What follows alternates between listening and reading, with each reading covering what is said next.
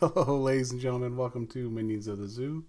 I'm your host, Johnny Hellcat. With me today is the Hey Camel. Good evening.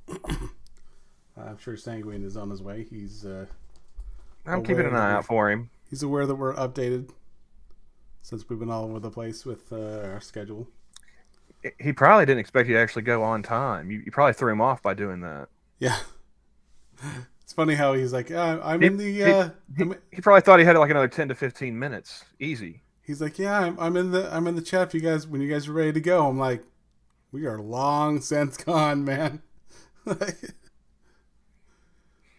That was How's when it going, everybody? I What's think up, Tier? What's up, Terry? I think that's when we went at like 6 o'clock, 6 or 7. But how you I guys don't I doing? don't recall. It was a couple weeks back.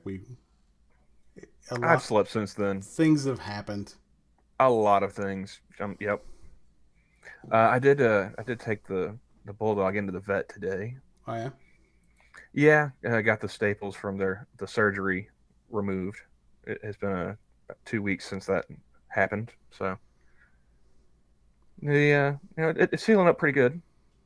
that's Still good. got to finish off the round of antibiotics, and still got some ointment to I can keep putting on there to try and keep it from getting bad.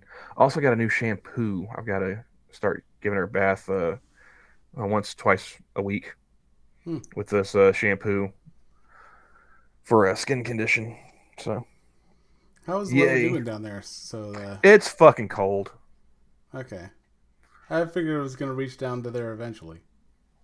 Um, I think it's gonna be like 26 tonight, which I know, comparing to you Northerners, not super cold, I know. I but was gonna say it's 6 when I got home. but So you know, like last week it was like 80 degrees. Okay. that's a massive downturn. Yeah, yeah. And these past few nights, well, past few days, I think today we actually broke like mid 50s, like 55, 57, something like that. It has been in the 30s, day and night for the past couple days. So Travis, you do have the link. Hey, Costin. Hey, Addy. I, but this has been Camel's weather report. Back to you, Johnny. It's fucking cold. Well, we did get snow the other day. Uh, Nice little dusting. Not it wasn't cold enough to stick to the roads or anything. But it was raining and snowing at the same time. You get that often, Johnny? Oh yeah, Okay. Um, I don't recall it happening here in recent memory. So, yeah. Flurries are a thing. but yeah, it was nice fat raindrops and nice fat snowflakes at the same time. I was like, this is odd.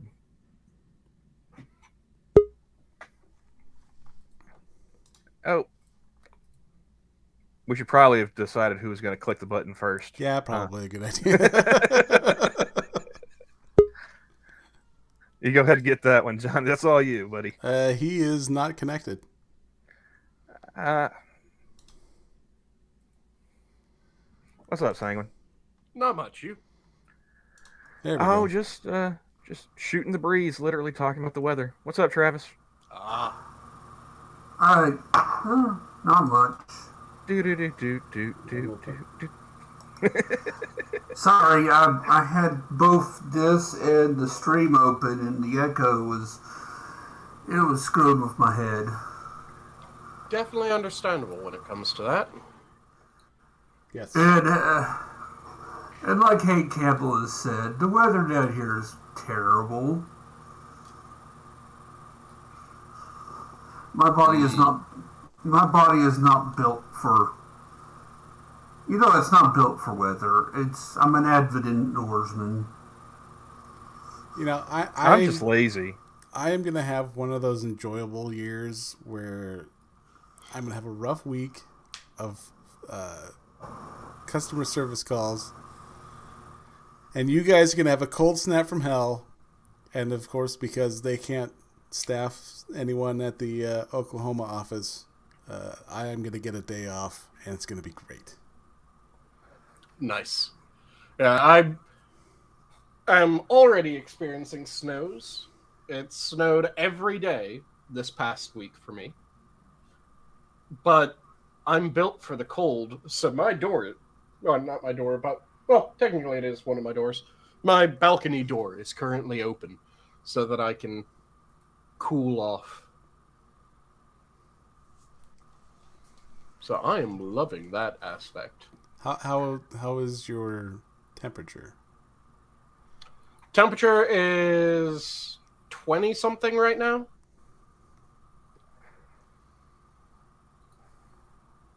So I'm running the lowest.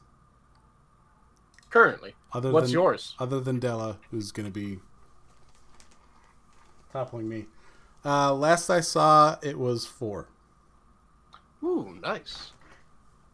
Yeah, right now it's 21 degrees out. But we've been bouncing up and down and up and down and up and down for a while. So, like, tonight, the lowest that they're anticipating is 15 degrees. And then tomorrow it's also a low of 15. Then it goes down to 8. Then it goes back up to 20-something. I want it to settle down and just stay down. We are at -1 with a -8 degree wind chill. Nice. It's a balmy 39 degrees. See, I like when it gets down to the negatives. That's when I'm most comfortable. Me too.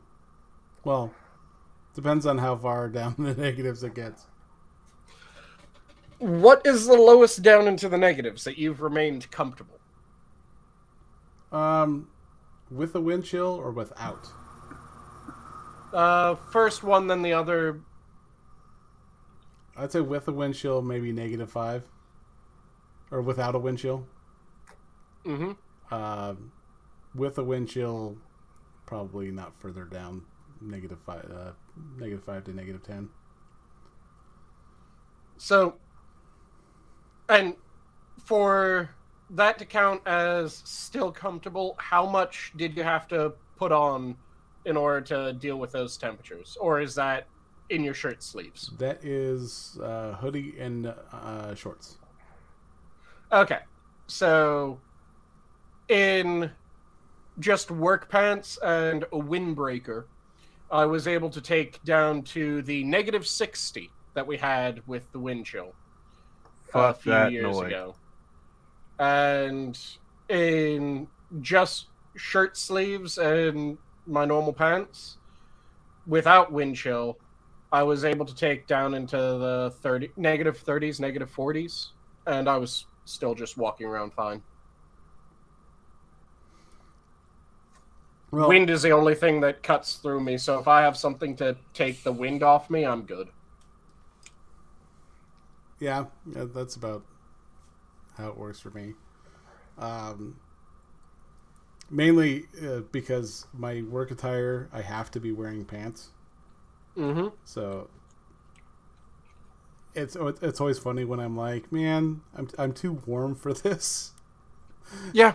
And they're like, what do you mean? I'm like, I'm boiling. Yeah, I overheat like a motherfucker. I think I've explained this on air before, but my body overheats to the point where it gets a bit desperate to cool down, and it will do stupid shit like, let's just purge blood from the body for a period of time until we're cold enough. So I'll get nosebleeds that don't stop until I've cooled down. And that's the only reason that they started. I got overheated, I get a nosebleed, I cool off enough, the nosebleed stops, but it's willing to go like, let's get rid of a pint. Let's see if that's enough to cool off. No, a little bit more than a pint. Let's see, how long does it take before exsanguination cools us off? My sister did that. Yeah. I mean, it is correct. If you let off enough blood, you'll cool down. Yep. Especially since Do you know where the majority of your body temperature comes from? What is the actual process that gives you your body temperature? Oh. That's the blood going through the body. Yes, it is friction. The majority of your body temp is from friction. And it is the friction of your blood circulating around your body. It rubs against the blood vessels, and the blood cells rub against each other as well, creating a bit of heat. And it's that heat being pumped around your body by the liquid that actually warms your body. Hear me out. I'm going to come up with something very stupid real fast. Well, we are on the internet. This is the perfect place to do it. Okay, you know Ohm's law, right? Sanguine? Say again? Ohm's law. Yes, I know Ohm's law. Okay, and resistance in wires basically is the same thing. Electrons rubbing up against other ones. I wonder if you could take the pressure of your blood and your body temperature, if you could find out how much is flowing through a certain part of your body at a time. It seems like there should be a calculation for that. I don't know it off the top of my head. I know another calculation that is entirely unrelated, except it is also about heat and is rather morbid, which is the glycimer equation. That one I still have memorized, but the one that you're referring to, it seems like it should be a thing. I just don't know it off the top of my head. But it seems like it should be something that you could figure out. But then you'd also need to take into account the other source of heat, because like I said, the majority of your body's heat is from your blood and the friction from it pumping around your body. But there's also a smaller portion of your heat, which is the heat generated by the breaking of chemical bonds. So every exothermic reaction increases your body heat by a certain amount, depending on the reaction. So when you're digesting and it's breaking the complex polypeptides down into... when it's breaking not just polypeptides, but when it's breaking any large chain chemical, a polymer into a monomer, that releases energy because it took energy in order to create that bond, so it gives energy to break that bond. It requires a small amount of energy to break the bond, but then it gives more energy out, would be a better way of phrasing that.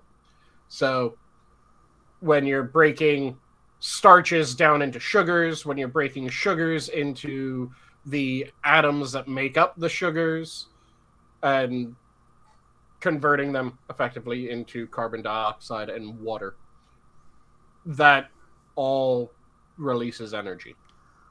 And it releases a fair bit of energy. It takes a little bit of energy to do it, but it also releases more energy than it takes, which is why it's considered an exothermic reaction.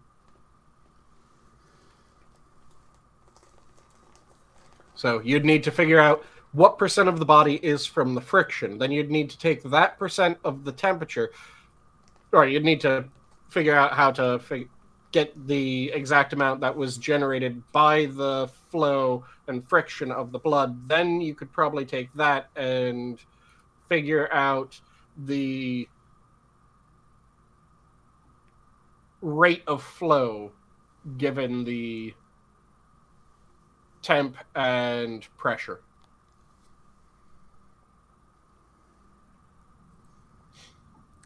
You know, which is probably why I don't know the equation, because it might be something that everyone's going, yeah, you could do this, but you'd need to know a fuck ton. And, well, we can do it a different way, so fuck it. There are a lot of variables in there. Yeah. But Well, as you are a healthcare worker, In a manner of speaking, yes. I had my follow-up appointment today, and as per usual, I got in there, got into the office, and they took my blood pressure. Mm-hmm. Where would you normally... I mean, I guess, where would the weirdest part of the arm you would take someone's blood sugar, or blood pressure? Blood pressure is typically the upper arm. It can, and I stress can, be done on the forearm, but you have to be very careful doing so because it becomes more difficult to hear it properly. So typically the order is you do arm. If you can't do arm, then you do leg. And if you're doing leg, then you have to have the person laying down, and they have to lay down for a period of time in order to have the pressure equilibrate. Because the reason why you do the upper arm is it's level with the heart. But you can position someone so that the forearm is level with the heart, and then you'd have to end up putting your stethoscope on the wrist so it isn't as clear of a sound, which is why it's not the advisable way of going around things. But technically, you can compress any artery with a sphygmometer, and as long as you can hear the resulting cutoff of sound and pick up of the sound, then you can take a blood pressure from that area. The criteria is that it has to be at heart level, though. And it has to be at heart level for a long enough period of time that the pressure equalizes. Okay. They took it around my elbow. Wait, they put the sphygmometer around your elbow? Yeah. I think you just had a stupid nurse. And I'm like, I've been to the doctor quite a bit those last few rounds. I don't think this thing has ever been around my elbow. Like, yeah, you stick away from joints because you don't want to put direct pressure on a joint like that. And don't go for the neck that kills a person, which is one of the constant jokes when it comes to EMS. That, well, you can always take the blood pressure from someone laying down around their neck. No, you can't.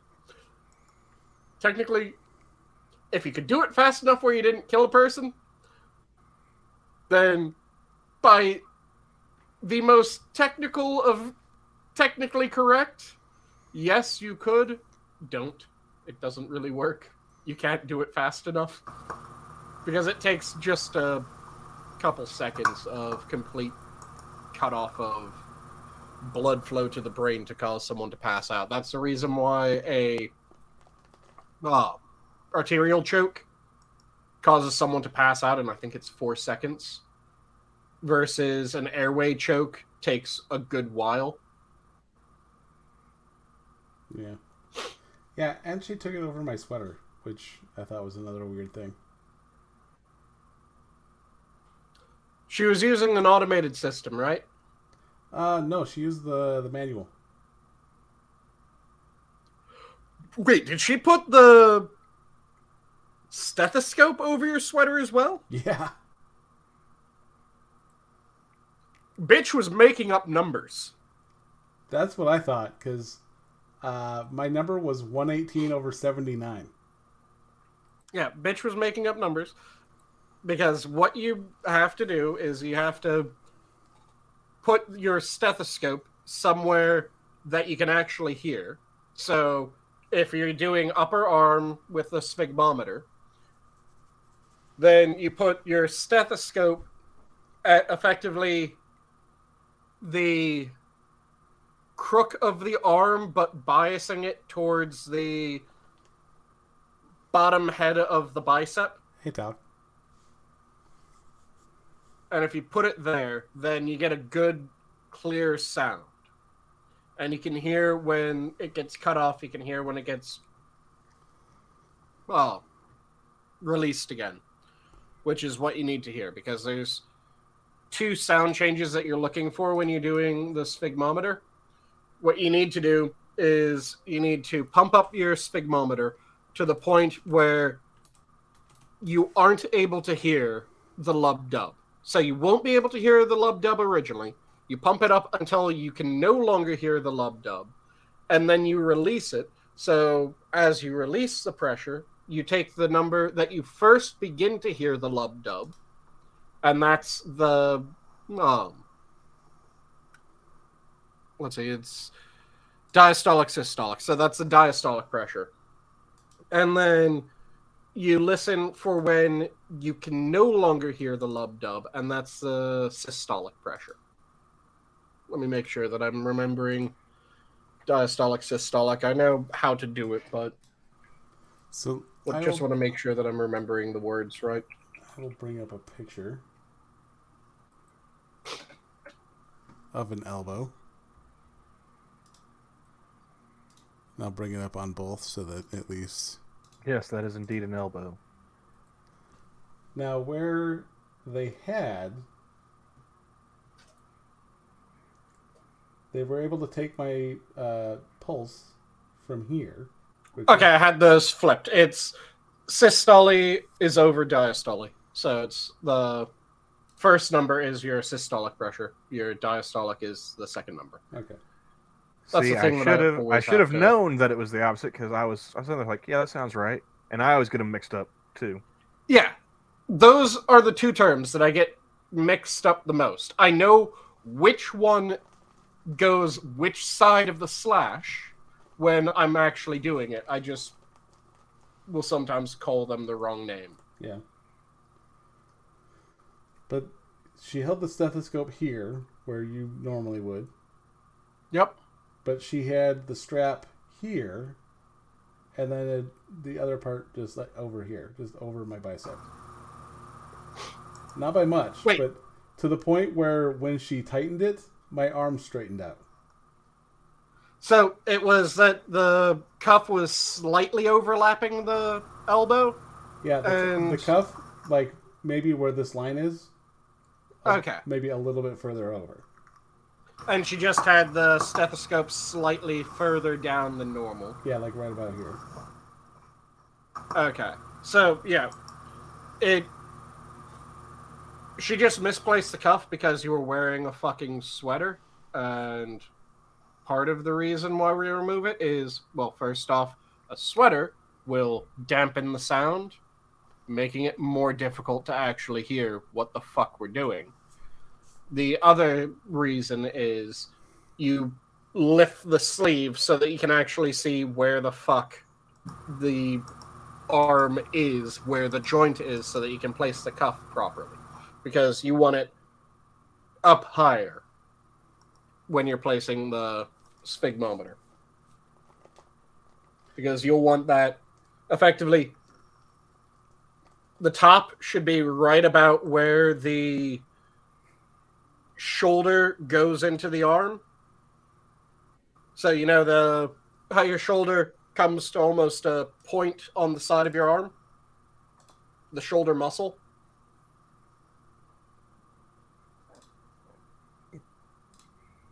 Yes, We'll no, use maybe. This picture as a reference.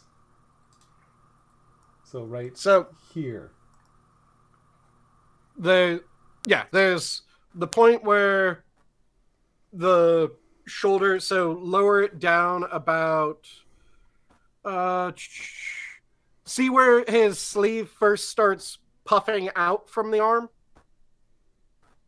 About here? So or about here? Go up that outer edge to where it first puffs out, and that's where the shoulder kind of goes back into the arm, because your shoulder kind of has a slight round to the edge when you have properly developed musculature. This guy has fairly light musculature. So, yeah, there's kind of that bulge right there. Then it goes into the arm. And then tricep bulges out on one and your bicep bulges out on the other. So the middle of the cuff would be about over where the bulge happens, because that will mean that the bottom of the cuff will be right above the crook of the elbow. And then you place your stethoscope in that crook, like I said, biasing slightly onto the bottom of the bicep.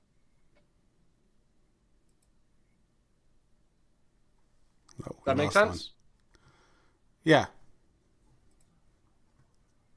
See, I've always known it needs to go on the bicep at very least.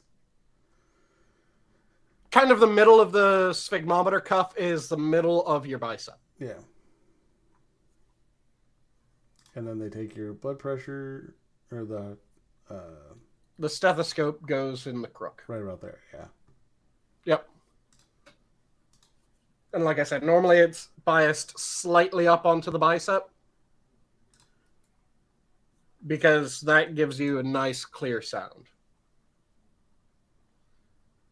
So with the sweater being on, that muffles the sound, making it so that it's more difficult to pick up. There is a technique that you kind of learn because you have to learn it in EMS, which is if you're really paying attention to the pressure gauge on the sphygmometer, when it first picks up, you notice a slight tremble in the needle. And when it first lets off, you notice that slight tremble.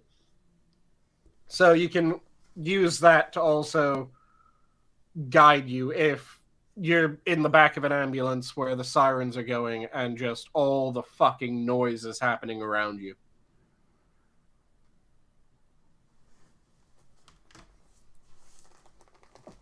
Automated systems can do more shit because they are programmed for greater sensitivity than we can have a human deal with normally.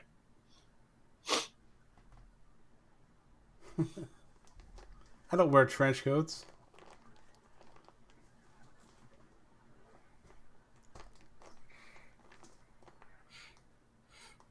That isn't a cat elbow. Lies, says Tyrannus. So, Sanguine, do you see that apparently Twitter's going to die tonight? Oh, why are they saying Twitter's going to die tonight? Are all of the people going to abandon it? Because horse shit, that's like all of them said that they were moving to Canada. They took my think lunch. I don't know if it's like another round of layoffs or if there's people like quitting or a combination thereof. But one I saw earlier said something like I think the total amount of people no longer working at Twitter would be like up to like 88% of the employees that Musk started with when he bought it. Yeah, I can see that being the case, and I can see that being the case and it still being a good thing. Because we've covered the problem that companies and government especially get to where they have just horrendous spending of their money, ridiculously inefficient, where they just piss it out. I mean, they had wine on tap, like not even goon bags, like on tap. Yeah. And shit like that are things that it causes you to piss money out. If you have a ridiculously bloated HR department, it's like last year. It was last year, right? When there was the story about the one company firing like 900 employees over a Yeah, it was Zoom like call. right around Christmas because we talked about it then. Yeah. Yep. And I remember what the full story behind that was. Do you guys happen to remember? I do not. I don't even remember the name of the company, but yeah, it was the whole equity, diversity, yada yada. So it wasn't the whole. It was the majority of the equity and inclusion committee and a sizable chunk of their HR department. What Because- what was the company? What was their business again? What did they do? It was one of the places that sets up office spaces, if I remember correctly. Oh yeah, yeah. Okay, yeah. So they manage all the property and do all that shit, and then you can pay them to use their office space for your company. And which seems more and more like it could be a losing business model with all the remote jobs and whatnot these days. well, it actually kind of was given birth to by that because it was used a bit before, but what they started to do was they specialized in one-off rooms, and it was for people that are going, I can't concentrate at home. You could get this a single person office effectively that isn't set up like your office, it's just set up like a generic office. Mm. So that you could go and work there in quiet. We have those. So- They're called focus rooms. Yeah, it was effectively an entire building full of focus rooms. And it was done where a person could pay either a company or a person could pay for a specified amount of time, or on like a subscription model where I'll come here 5 days a week for the next 6 months. And then this place would keep the rooms functional, make sure that they have all of the amenities that they need, all that good shit. Good internet, a safe connection, all that jazz. So it was one of those companies. And yeah, what they did was person took over the company, looked into how much work people were actually doing versus how much work they were reporting that they were doing, and also looked into how much the work that they said was doing, or how much work what they said was versus that. Then they looked into how much that actually profited the company. And what they found was that a vast majority of people in the HR department and a vast majority of people in the diversity and inclusion department were working about an hour and a half to 2 hours a day. They were submitting that they were working 8 to 10 hours a day. They were committing paycheck fraud. So the new CEO went, okay, so we're going to get rid of these people. And his way of getting rid of them, you can argue that it wasn't the most tactful, but it was the most efficient, was he got everyone that he had caught in this practice into the same Zoom meeting. And he said, yep, everyone that is currently listening to this meeting, you're fired. Don't bother coming into work tomorrow because you just ended up cheating our company out of money, and we're pissing money away, not just because you're cheating us out of money, but because if our business is running as well as it is with you doing as little work as it is, you're just stealing money in general. Your position is completely pointless. We don't need your position. We're terminating the position as well as firing you. And people got pissed off because he did this right before Christmas. And I'm going, yeah, it doesn't matter when you find out someone's stealing from you. You found out they're stealing from you. You shit can the person's stealing from you. That's how this shit works. I got a question. How much were a lot of these developers for Twitter making? For the Twitter jobs, I'm not Yeah. sure how much they make on average. I know that a good chunk of the ones that I've heard about were 6-figure.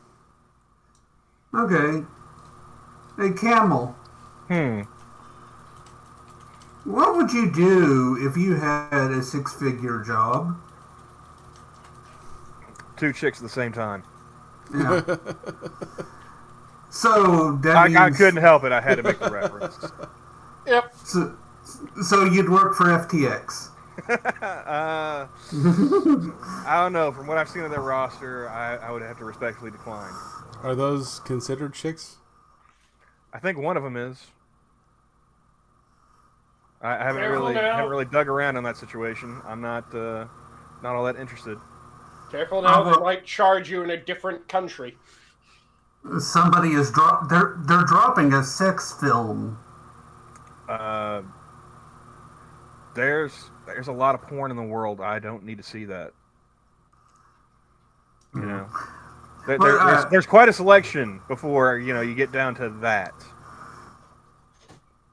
But no, my point is though, you got these people that are complaining. It's like, oh, you're taking away all of my free time and my yoga and everything else. It's like,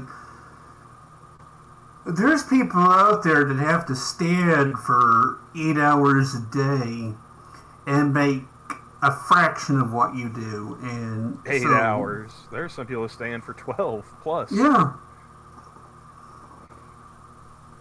They're not getting a yoga room or wine on tap or...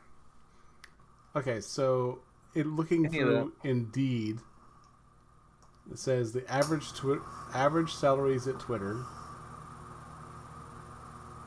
for a software development senior product manager is $186,049 a year. What was that title again? A senior product manager. So, there's a couple different things that are at play here, because a lot of people are going, well, look at the ridiculous amenities. They shouldn't get that, and I don't quite agree with that. What I think is the case is there's a reason to give those ridiculous amenities, and it comes down to how competitive do you have to be to get the workers that you want. Oh, I'm not saying they should. That's- I'm not saying they should be in cubicles in a dimly lit giant office. Yep. I just point out the wine was like, why are you giving your employees booze when they're supposed to be working? Well, the thing is that's the only thing I have any kind of issue with. Like, I've never had a job like, hey, you want to go ahead and get loaded before you get to work? Knock yourself See, out. the thing is that you can justify that with the proper market consideration. Because if the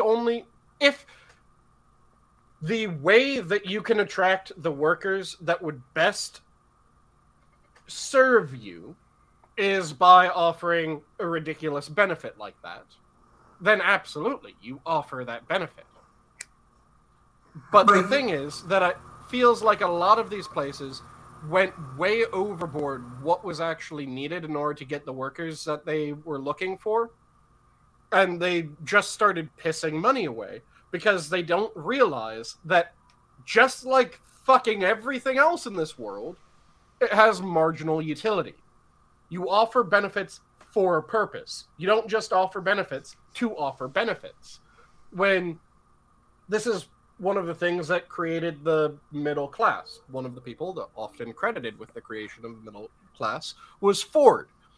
Ford wanted the best engineers and wanted the hardest assembly line workers.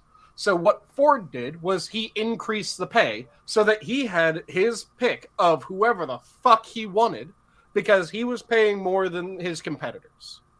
But the trade-off for him paying more was his workers were a higher quality than his competitors, which gave Ford the dominance that Ford had for the period of time that it did. And, okay. Oh, it just seems that they, like you said, they're pissing away the benefits because you give all that stuff and the expectations like, okay, you're getting a really good salary and we're giving you all these great benefits. You better do some good work. And they weren't getting it.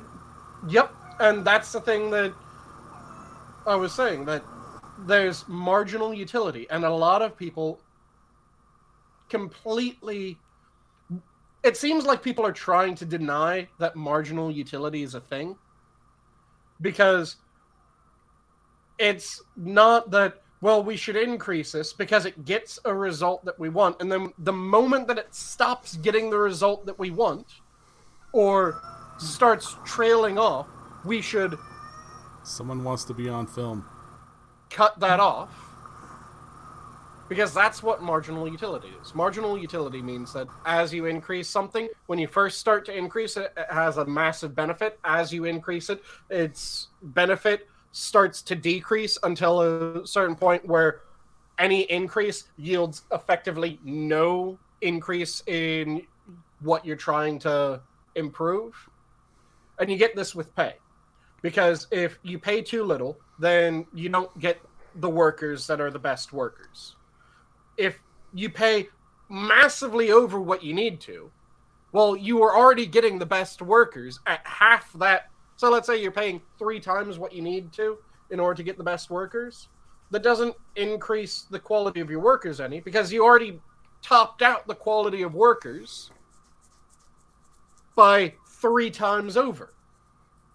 So just constantly increasing the pay of your workers doesn't improve their quality. Now you have to look at something else to see if there's something else that you could do to improve their quality. Hey, Keywordam. And this is, like I said, pretty much everything is marginal utility.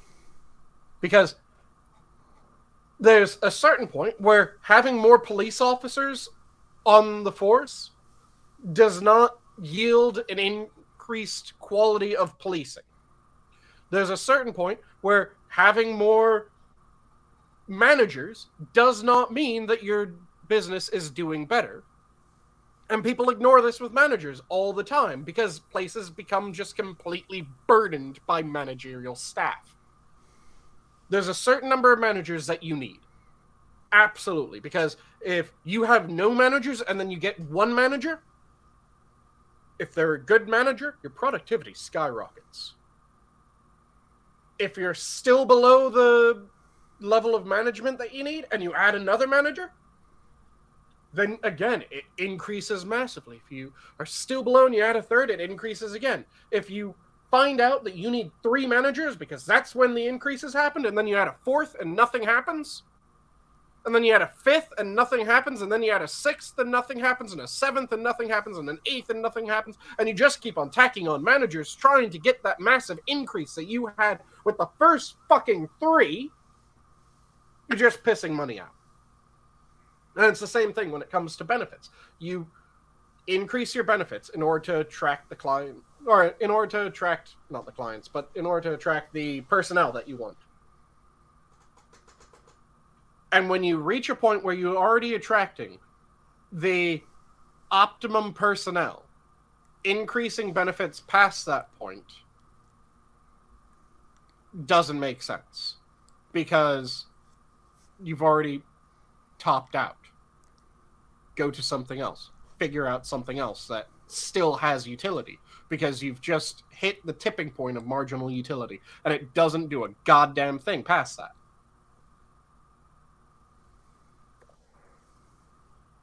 And it's something that a lot of people understand when you explain it, but almost no one knows what marginal utility is when you're talking about it by its actual name.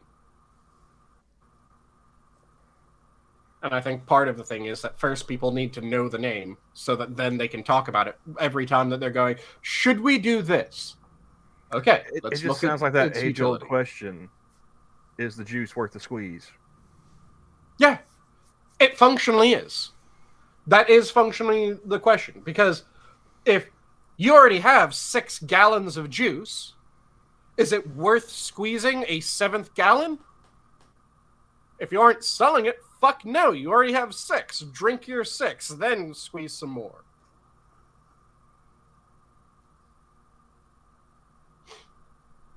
And this is something that people just constantly don't understand. Because there's there's plenty of water in the world. Yeah, but most of it's salt. Well, not all of it's salt, and there's areas that have ridiculous surpluses of the amount of water that they have. Yeah, and the water in those areas is ridiculously cheap. Well, why is it that when someone isn't living in one of those areas that it has to be so expensive? Because it costs money to transport the fucking water. So you take the water from the area that has the water, because trying to sell them more water doesn't make sense. They already have enough. They're willing to sell it.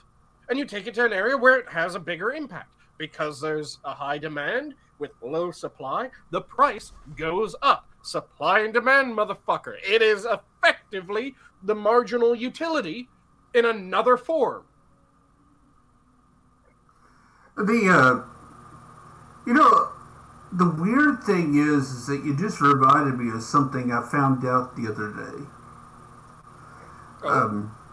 It's a history thing, so you know basically the entire reason why Germany invaded Russia, right? To get to the oil fields in the Caucasus.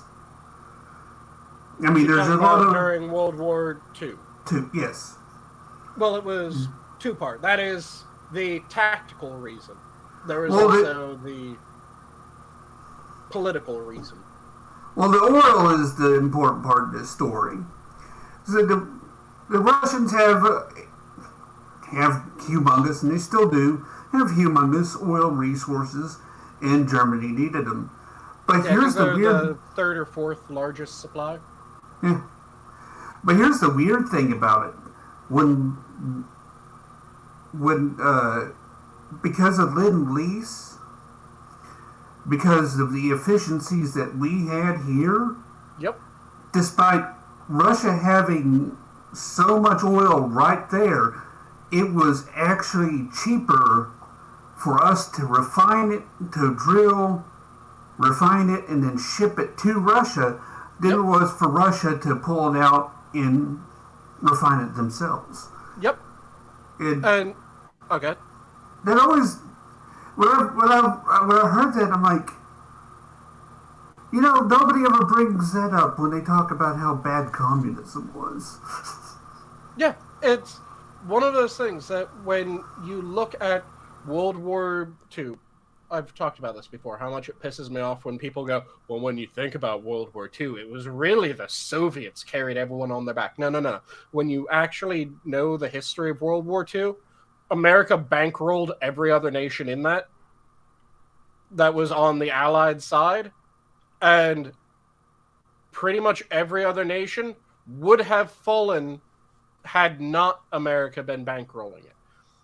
Russia had not a majority of their tanks. They had a fifth of all their tanks during their big push for the mechanized unit that ended up creating the salient, that then they burst the German line, breaking it open. A fifth of all the tanks used in that were American-made. If you include the tanks that were made with materials that were provided by America, then you're talking about the majority of the tanks. If you're talking about the rail line, or if you're talking about tanks that had to use rail lines that were American-made in order to be made, then you're talking about 100% of Soviet tanks were made possible by America. Because 97%, I think it was 94, 97%, something along those lines, of Russian rail lines during World War II, yeah, they're actually American rail lines in Russia. Yeah. When you're talking about the number of locomotives, so what percent of locomotives functioning during World War II in Russia do you think were American made? We just said that like 94 to 97% of the rail lines were American made. But how many of the actual locomotives were American made? Probably around the same amount. About 75%. About three-quarters of all the locomotives in Russia. This is during the entire war, so it's including the ones that Russia had at the start of the war, were American-made. Most of the ones that Russia had at the start of the war were destroyed. So when you're looking at the end of the war, it's almost 100% of the locomotives still functioning in Russia by the end of the war were American-made locomotives. The American tanks, as a whole, were 4% of, I think it was 4 to 6%. There was some fairly low, it might have been up to 8%, something like that, were American-made. That's all the tanks throughout the war, counting the ones that they started with. Like I said, by the time that the Russian mechanized unit created the salient and broke the German line, it was 20% of the tanks in the mechanized unit were American-made. When you're talking about the amount of food that America sent, it was in the millions to billions of tons of food. When you're talking about the cable lines for communication, it was something in the high 80s to low 90s were cables from America being used in Russia. If America hadn't been lend-leasing the ever-living fuck out of Russia, Russia would have starved to death and been completely without anything and fallen out of the war in very short order. It was to the point where until the salient and the German lines were broken by the Russian mechanized unit, the Russians rather, hadn't managed to produce enough tanks to replace the tanks that were being destroyed. The only reason that Russia stayed in the war was Lend-Lease.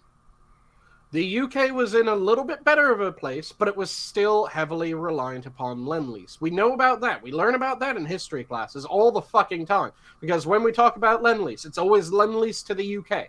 For some fucking reason, we don't bring up the absolutely insane amount of Lend-Lease that we had to Russia.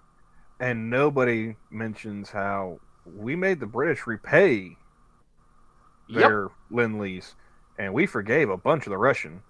Yep.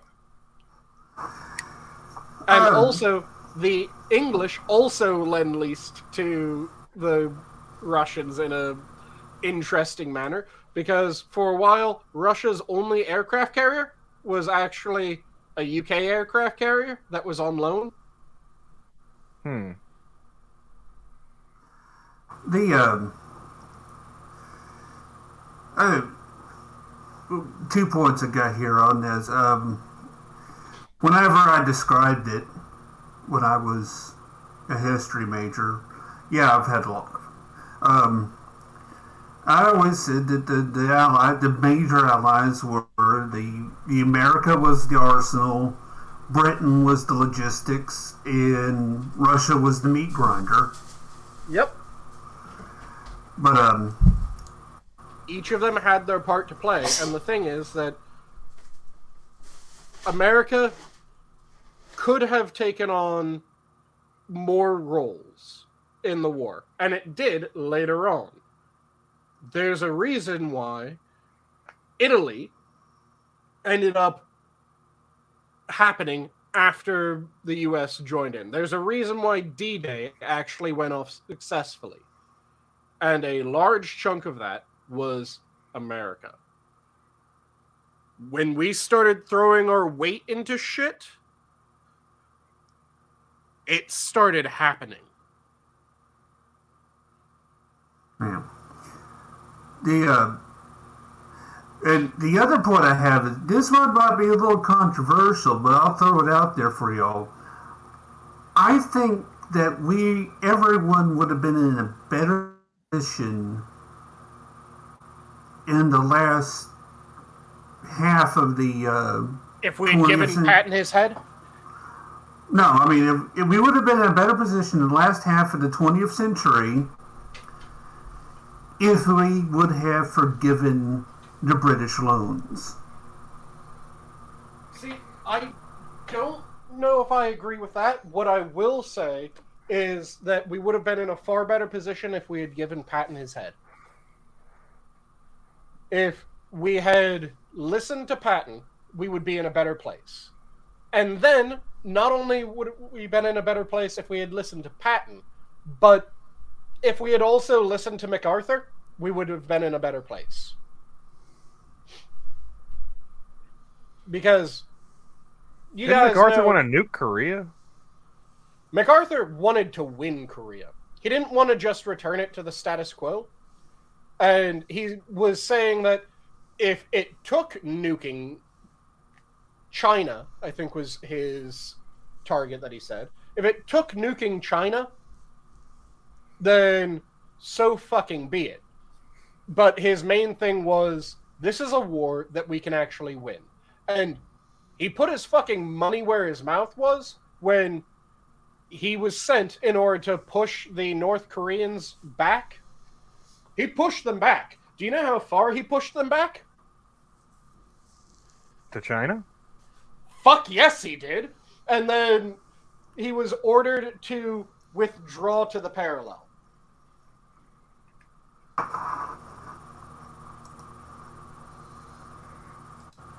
Which, See, I thought he wanted to like nuke the DMZ so that way if the North Koreans wanted to march on the south, they had to do it through a radioactive wasteland.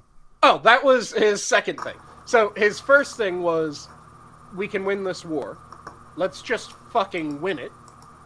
Rather than return it to the status quo. They already proved themselves untrustworthy when it comes to maintaining the status quo. So if we return to the status quo, it now becomes we're constantly looking at this fucking border going, are they going to make another go of it? Which, guess what we've been doing ever since? We've been looking at that fucking border going, are they going to make another go of it? And after he was ordered to pull back, the reason why he was relieved of his command was he had an argument with the president. But he didn't just leave that argument with the president behind the closed doors where the argument happened. He took that argument that he had with the president and then made it public.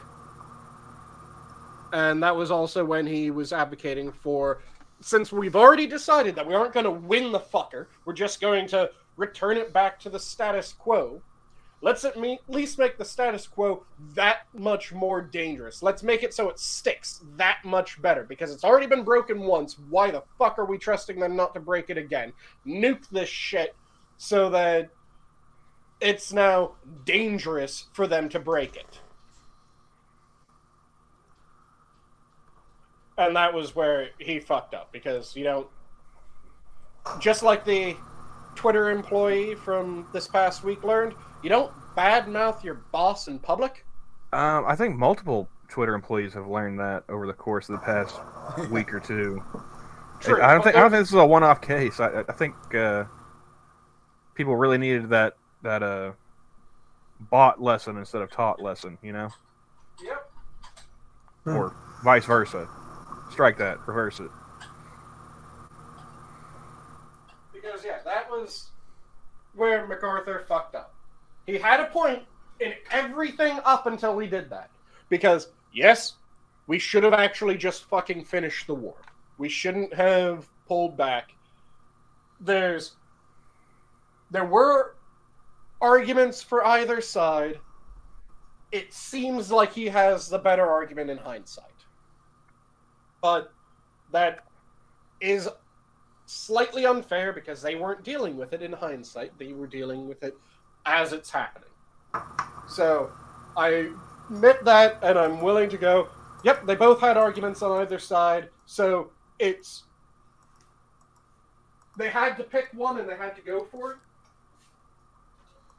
I think that they picked the worst of the two options, but then MacArthur fucked up when he made his displeasure known to the public.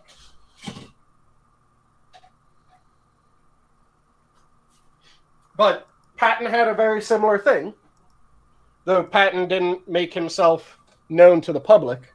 That came out later when he was talking about World War II and we don't have this straight from his mouth, we have it from other sources. He several times said that, yep, we beat the Germans.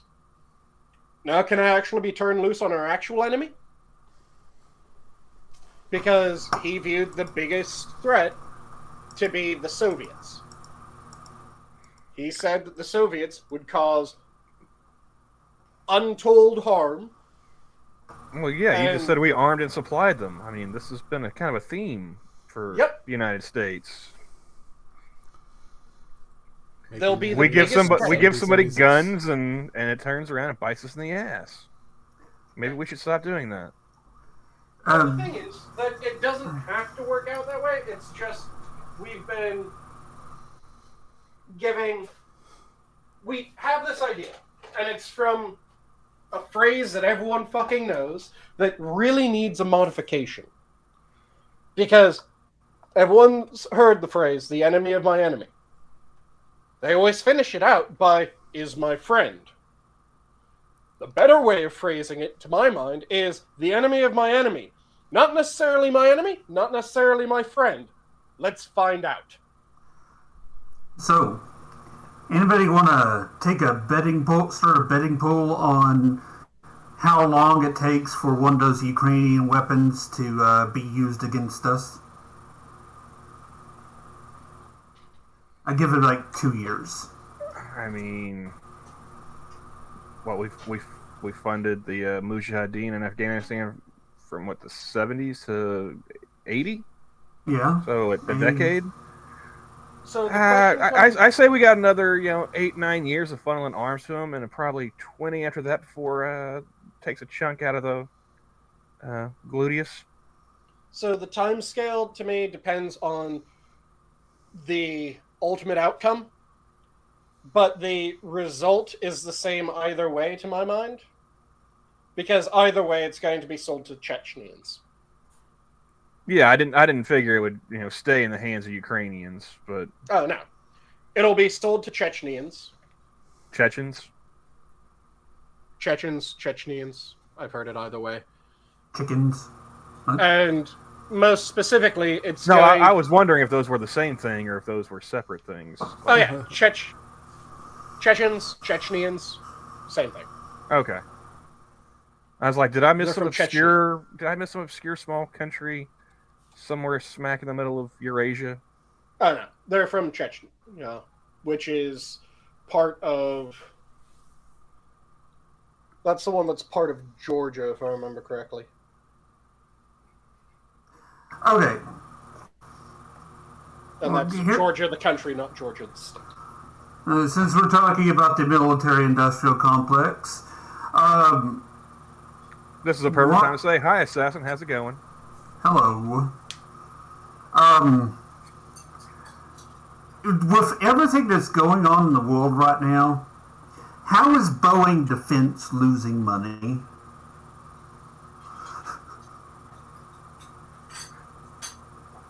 I work hourly. You're asking the wrong guy.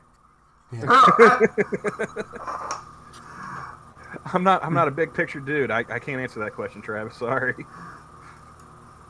I mean, hell, the other day I started doing investments, and I'm like, the other day we had those missiles land in Poland, and everybody started talking about World War III, and I'm like, all right, I bought some Lockheed Martin and Boeing, and I get home and Boeing dropped like 0.9%. And I'm like, how do you lose money in defense right now? Mm-hmm. And my bet is either they had a bunch of research projects go tits up, or they've started a bunch of research projects. Either of those could correspond to a massive dip. The other main thing that I could think of is that they pissed off someone, so they aren't being the preferred contractor currently.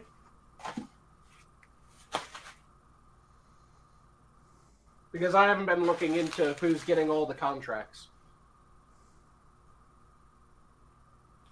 And if they pissed off the wrong person in government, yeah, they aren't getting contracts.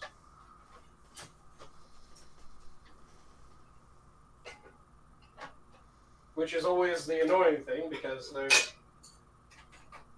I wish that we went back to everything was a fucking trial. And also, because trials are my favorite type of government project. It's a competition. It is, here's the requirements, you produce this shit, let's see how it fucking goes. And it tends to produce some absolutely amazing shit when we do that.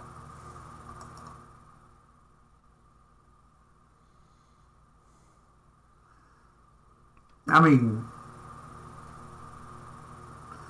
yeah, but that's been the baffling thing of the week is you think they would just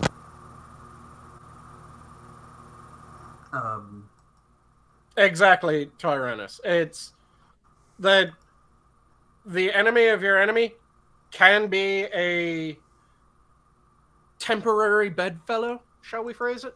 But it could also be that they are a permanent one. It could also be that they are so much fucking worse. So, yeah, you'll use them in the fight, but fucking off them the moment that the fight's over.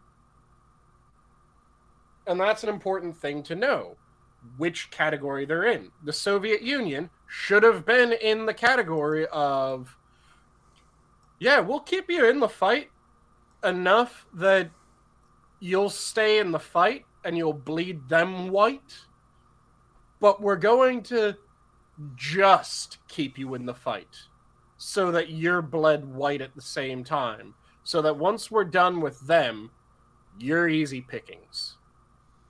And because we had a president for much of the war that was rather sympathetic to Uncle Joe, shall we say, that was not the way that they were treated. I mean, shit. Churchill was constantly dealing with Roosevelt. Churchill was so concerned about Roosevelt's buddying up to Stalin.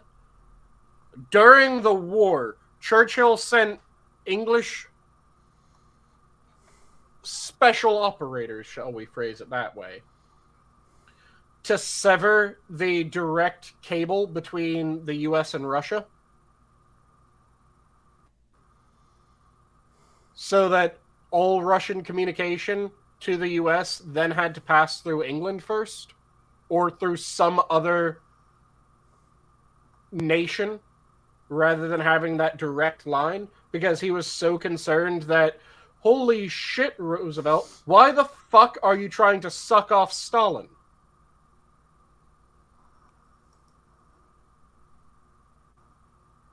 Which is, again, something that not enough people actually know from their history. The English severed the direct cable between the Soviets and America during World War II. And they did it out of concern that Roosevelt was getting too close to Stalin. And he was not without reason to think that.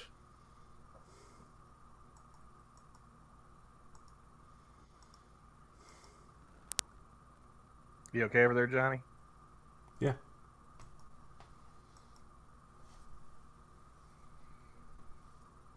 With how his camera was flickering, I was expecting something to pop up behind Travis.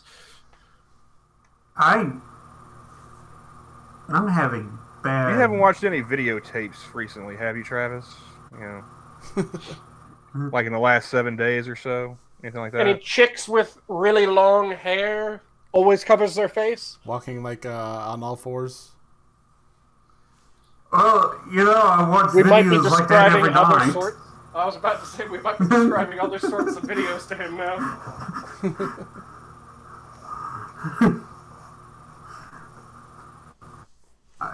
I have no idea what's going on here, so... God. Oh, wow. Oh, She got him.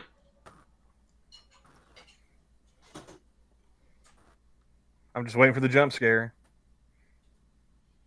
If any of you get a video from Travis, do not watch the fucker.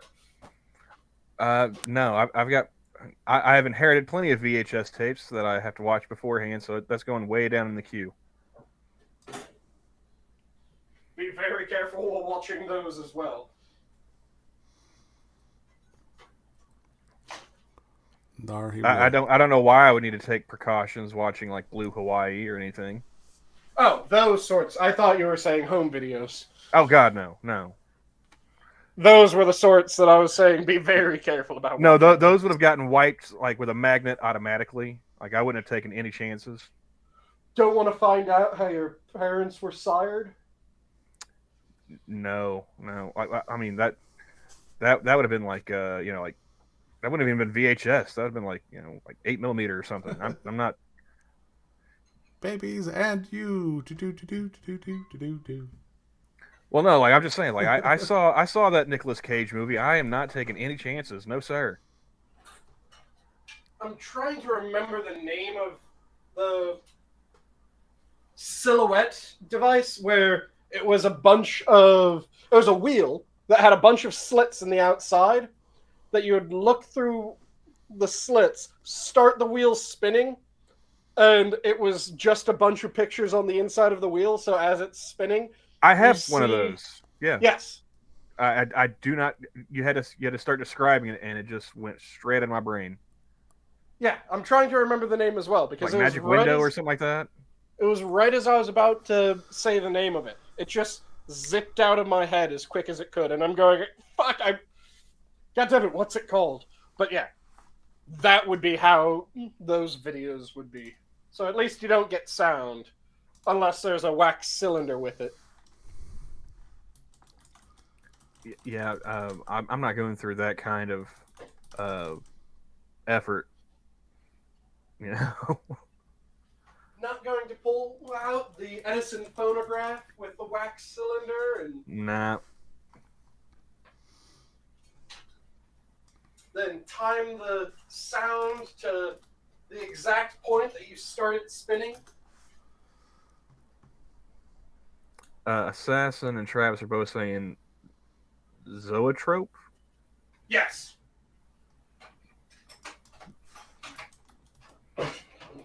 That's the thing? That's the thing I was trying to remember the name of. Yes. Oh, one of those. Yep. Yeah, that was the thing that I was thinking. I don't think that's where I don't think that's where my head was going, but I know what you're talking about now. Were you thinking of the later ones with the hand crank and the like binocular thing that you would look into? Yeah. Okay, yeah. That's just the later version. The one that was the wheel with a bunch of slits is the zoetrope. But there were later ones which were hand cranked. And some of those were set up so that there would be sound as well. And it would effectively be, as you're cranking it, you would also crank the, effectively, phonograph.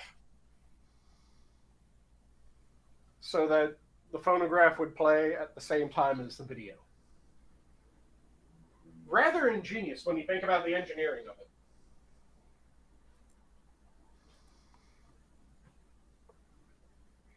Oh, hey, Johnny. Yeah. I don't think I told you, but the other day, I got called a pretendian. Really?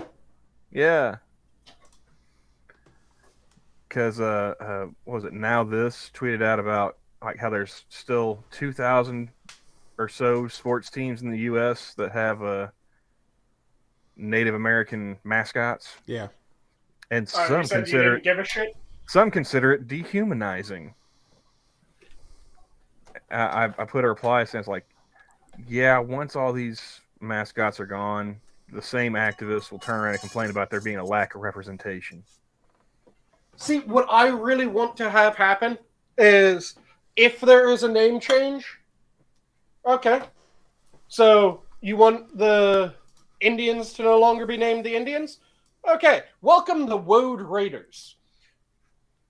You don't want the Redskins to be named the Redskins? That's perfectly fine. Welcome the Berserkers. Well, You don't want this to be named that? That's fine. Welcome this. And just every one of them go to fucking Norse or Celtic. You don't want the Seminoles to be named the Seminoles? Okay. You now have the Fianna. well, I mean, it's funny you mentioned the Seminoles because I could have pointed at them and be like, the Seminoles would like a word with you, sir. Yep. But this person replied that these were just racist caricatures and whatnot. They had nothing to do with any tribe or so forth. And I was like, dude, I'm an Indian and I miss Chief Wahoo. Go fuck yourself. All right. Mm-hmm. I was like, call it racist if you want. That was a I would wear an Indian's hat with Chief Wahoo. I don't want to wear just the one with just the C. That's boring. Yeah, like I said, the way that I would do it is if you want to get rid of these names, fine. They have to become the whitest fucking names in existence. They have to just be named after Celtic and Norse groups. Fuck everyone else. I mean, look at. You don't even have to do that, right? Look at Stanford and Syracuse. Mm-hmm. Syracuse was, the Orangemen, and it was, native themed. Mm-hmm. And then they switched it to now it's just an orange in a hat. Yep. And Stanford, they became the Cardinal. Literally, their mascot is now just a tree. Yep. What I still say, I would replace it with something that was ridiculously white every time. Because I would know exactly what I'm doing, and I know exactly how it would be taken. And it would be fucking hilarious after they got all these names changed for them to then go, well, why is it always white teams? Why is it never looking back at a fearsome group from another culture? It's always looking at a fearsome group from some white culture. Well, no, like fucking played yourself. I remember seeing that T-shirt going around when it was still the Washington Redskins, and they had same design kind of setup, except it was a white dude instead of an Indian, and it was the Caucasians. Yep. Like I would wear that shirt. That would be hilarious. Yeah. Not really making the point you think it's making. Also, are you aware of the Vikings and the Buccaneers? Yep. That's what I'm getting at. The reason why teams get name shit, for the most part, the reason why you have the Bears, the Vikings, the Seminoles, why you have these names is because they're meant to be somewhat intimidating sounding. You have the Buccaneers, you have the Eagles. These are groups and names that are actually imposing. They have some sort of symbology behind the name. The Raiders, exactly. You have these groups that were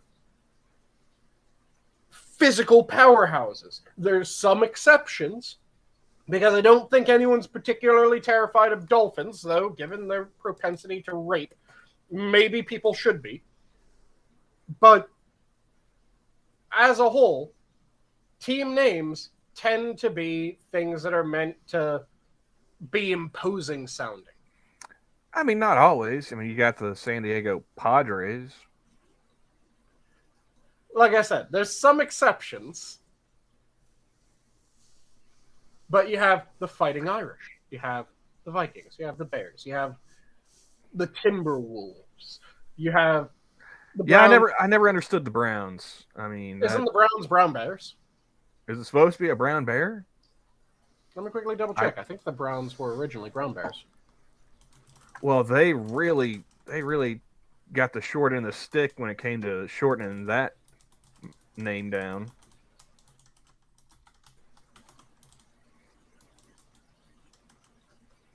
Let's see. I never could understand the Browns. You know, the Oh, let's name one. the color scheme, anything about them. Just like, why? What were your options that limited? The brownies, they used to be elves. I thought those were like Girl Scouts. So there's brownies that were the Fey creature brownies, which brownies would turn into boggarts. And brownies were strong, helpful. They did work for people as long as they were respected. They were fantastic to have around. They were household Fey. And then if you don't respect a brownie appropriately, you don't compensate them appropriately, they turn into boggarts, and boggarts are vicious bastards that will hunt a person down for the rest of their life, just ruining everything around them. Sounds like a pain in the ass. Yeah. There's a bunch of fantastic stories. But apparently, we were both wrong. Yours was a joke, but the Browns is apparently named after the first coach, the first respected coach, rather. Paul E. Brown. So, because it was Paul E. Brown was the first coach, and they decided that they were naming the new team.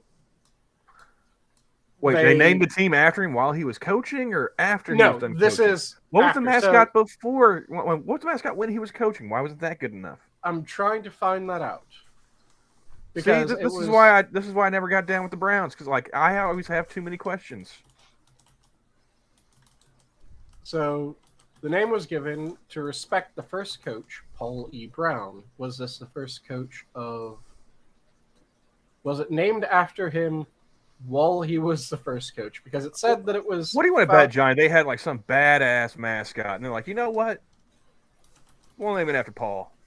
Because it was founded in 1946. Ooh, it's probably something racist. What do you think, Johnny? Yeah, that's a good chance. And the team... Well, it was founded with the name the Browns because there was a competition for the team name. What kind of lack of imagination do they have in Cleveland that the Browns won as the mascot name?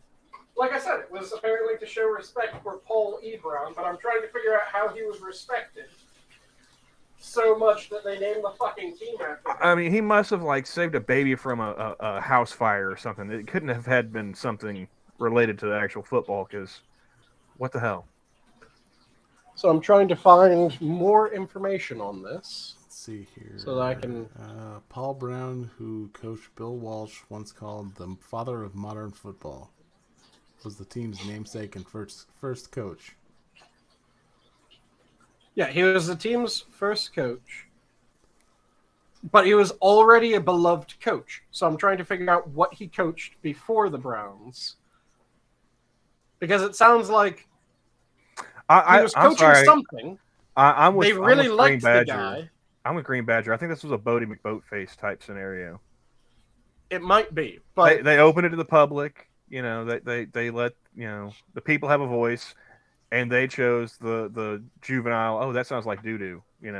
We'll call it the Browns. This is Mountain Dew. Opening up a poll to the internet and it's like, oh, Hitler did nothing wrong as a flavor. I'm still waiting on that, by the way. Ohio State. Before that, it was a high school coach. Okay, so it was that he was just the local name. Okay. Yeah. So, yeah, apparently it was named to respect him after he'd been named the first coach. They decided that his team would be the Browns since they were coached by Brown. And at least that's the... He also played a role story in that they're breaking the running. color barrier.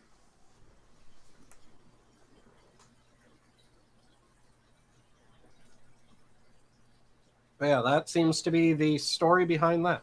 I could have sworn that they had something more than that, but nope, they named it after their first coach, who was apparently a bit of a local name.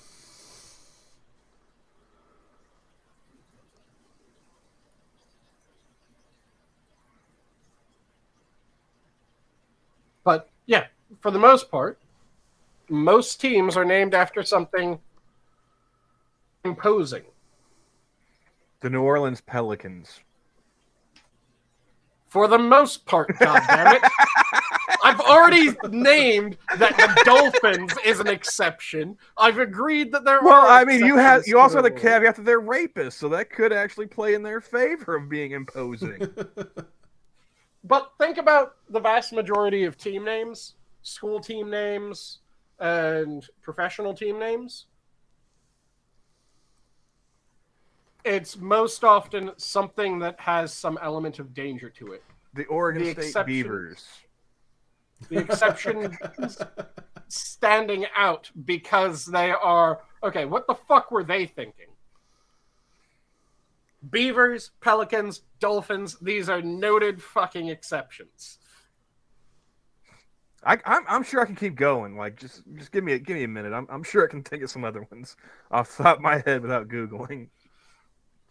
Throw in the Ducks, then. I don't know why you haven't already. I mean, Ducks are also noted rapists, so I mean they've got that advantage as well. The Angels.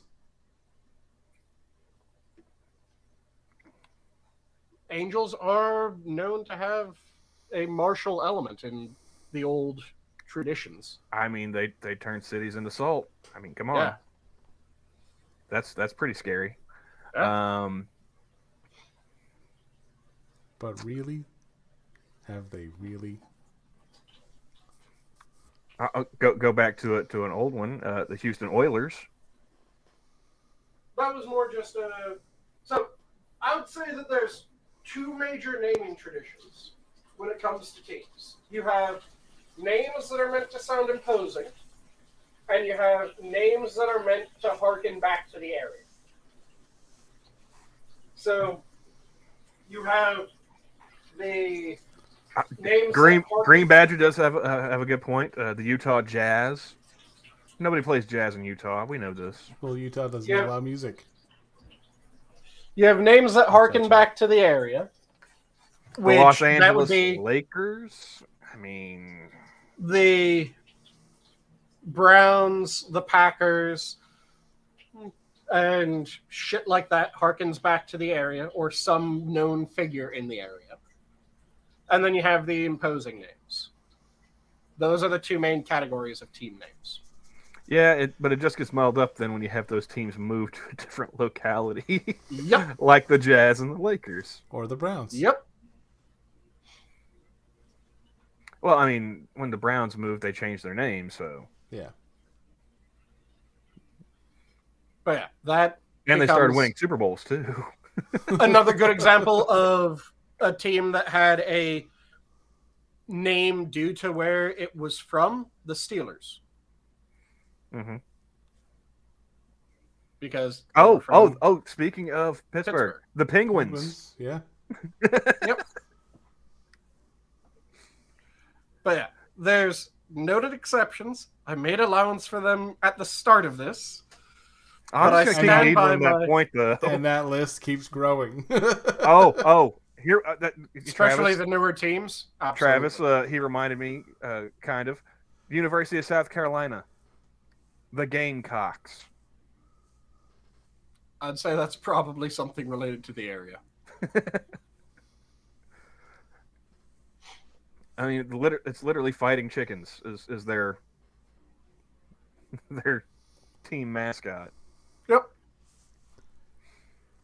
I remember a comedian by the name of Vic Henley talking about how he was doing like a college tour, Mm-hmm. and he was playing the University of South Carolina, and somebody asked him like, "Are you gonna come out for Cockfest?" He's like, he's like, "Well, I've been to what was the restaurant's name? Lobster Fest." I was like, "I've been to Lobster Fest, and that's all you can eat lobster." So, I'm thinking no. Yep.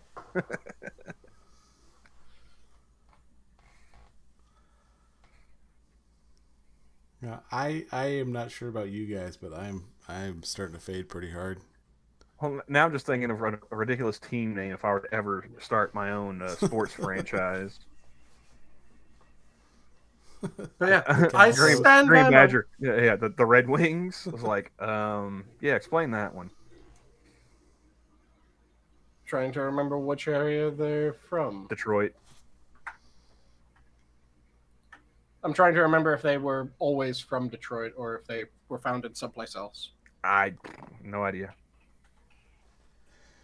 Because there's one area that becomes a very easy thing to go, yeah, this is the reason why they're named the Red Wings. Because if they were originally founded in Red Wing, Minnesota, yeah, the Red Wings. Makes fucking sense. The Red Wings seems a little redundant. Not the nitpick. It's or anything. Minnesota. Yeah, I mean, as cold as it is up there, you guys shouldn't be wasting time repeating yourselves. It's Minnesota. I stand by my statement. Let's see, what's the Red Wings name origin?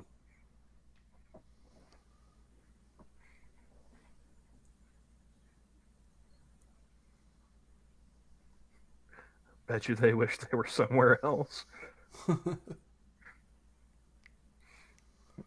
They were named by a contest. Yes, I see. I would never let the general public name anything that I was going to be running. No. It's a recipe for disaster. Don't do that. Mm-hmm. So yeah, they were named and given their logo by contest. And their logo was inspired by the fact that in order to get their funding early on, they went to a lot of different types of sports clubs.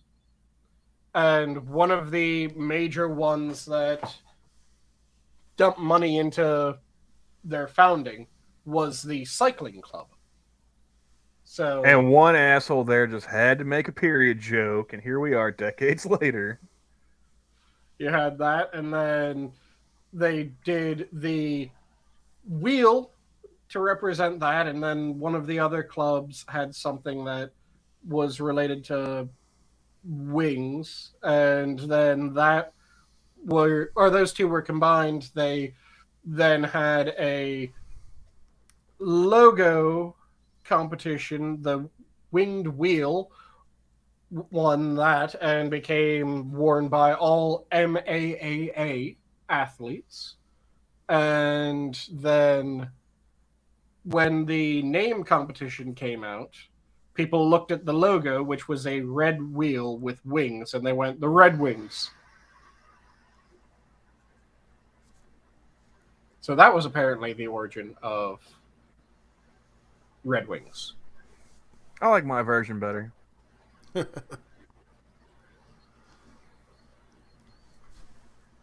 yeah. You can always count on there being one asshole. That's all I'm saying. Yep. It's usually all it takes. Though, like I said, I still stand by my most team names intimidating. If they aren't intimidating, most of them draw back to their origin. The University of Tulsa Golden Hurricane. I can do this all night.